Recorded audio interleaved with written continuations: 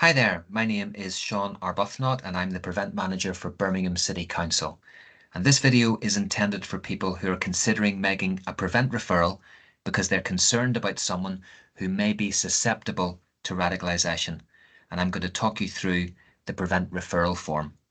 Now, firstly, it's important to note that this is a national form, so anyone can complete this if they want to make a referral. Just be sure to check within your own local authority area where you need to send the completed form to. At the end of this video, I'll explain where Birmingham referrals need to be sent. Secondly, prior to completing this form and making a prevent referral, it's important that you follow the notice, check, share process. What that means is that if you notice concerning behaviour or potential signs of radicalisation, please check your understanding and share those concerns with a manager or a designated safeguarding lead. As the form says, further advice is available via the ACT Early Support Line or the Anti-Terrorism Hotline, and in Birmingham we would strongly advise you to have a professional conversation with your local prevent team, either in the City Council or police, or with Birmingham Children's Trust if you would like advice prior to submitting a referral. The easiest way to contact Birmingham City Council's Prevent team is by email to prevent@birmingham.gov.uk. And so now on to the form itself.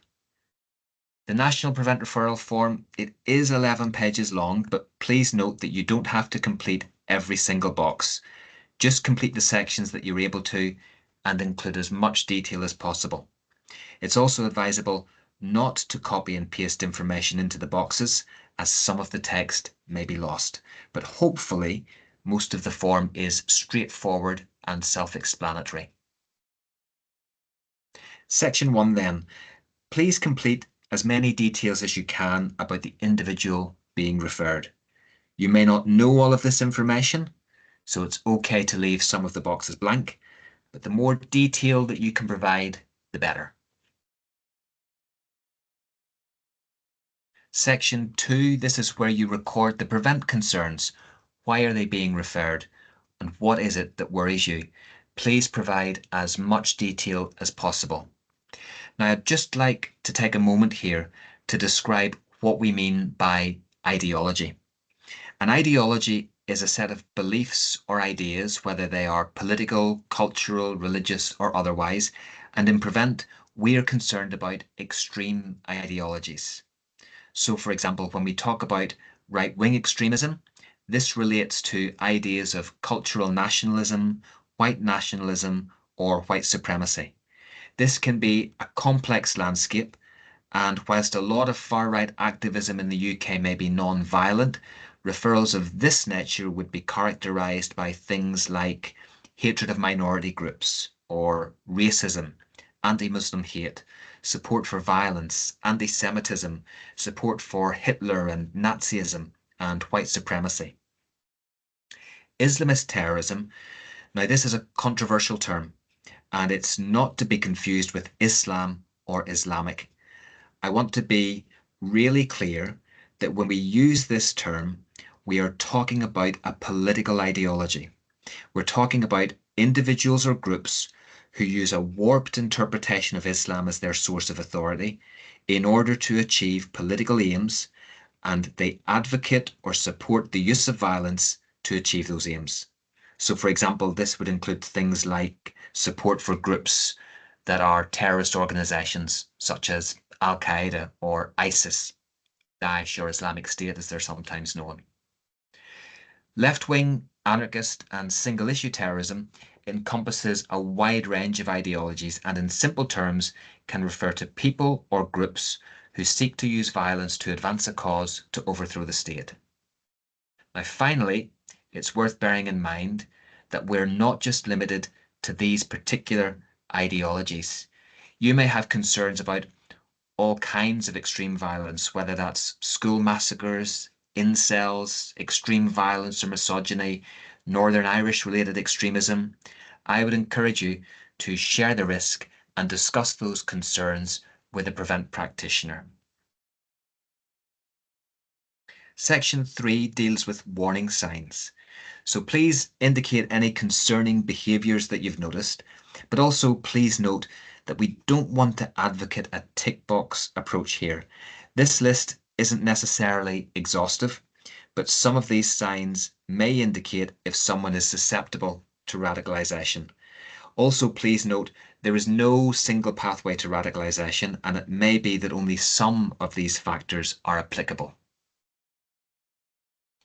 Similarly, in section 4, we have additional factors or vulnerabilities. And again, this isn't an exhaustive list, and we are not trying to suggest that someone who has any of these vulnerabilities is a potential extremist.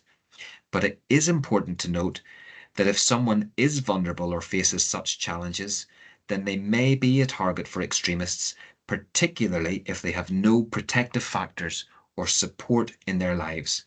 Therefore, identifying any of these vulnerabilities can actually help us to put in place a support plan for vulnerable individuals.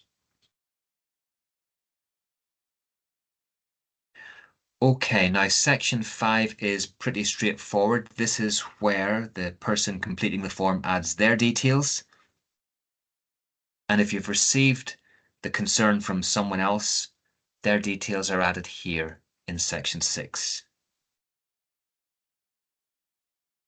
If you've shared the concern with a line manager or a designated safeguarding lead, or if you've had a professional conversation and received advice from a Prevent lead like myself or one of the Prevent team, an education officer or a Birmingham Children's Trust lead, then please make sure you obtain their details and record them here. Section 8 is pretty self-explanatory. When were you made aware of the concern, and when was the referral form completed?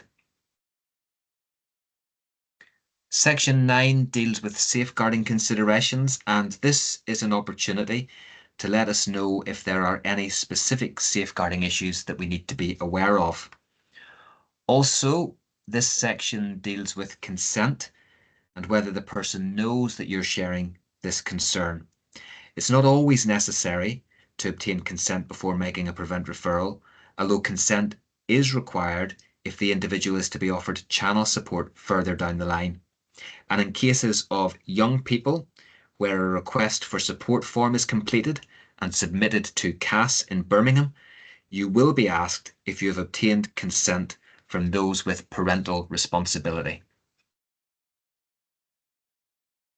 Section 10. If you have employment or education details for the individual, please add them here. And finally, Section 11 is an opportunity to provide any additional information that hasn't been included elsewhere on the form. And that's it, that's the form complete.